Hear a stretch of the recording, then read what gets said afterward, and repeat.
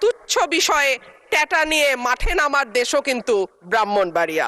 কীর্তন আর বাউল গানের দেশ ব্রাহ্মণবাড়িয়া, ছানামুখী মিষ্টির অপূর্ব স্বাদের দেশ আমার বাউনবাইরা। দিগন্ত জোড়া হাওরের দেশ বাউনবাইরা, আবার তুচ্ছ বিষয়ে ট্যাটা নিয়ে মাঠে নামার দেশও কিন্তু ব্রাহ্মণবাড়িয়া। মাননীয় স্পিকার, বাংলাদেশের শিল্প সাহিত্য সংস্কৃতির রাজধানী বলা হয় ব্রাহ্মণবাড়িয়াকে।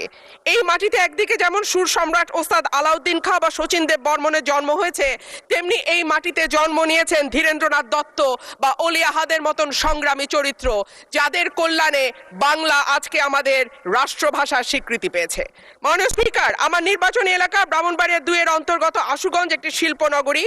এখানে আছে সার কারখানা, বিদ্যুৎ কেন্দ্র, চাল কল, মিল, ফ্যাক্টরি, আছে বন্দর।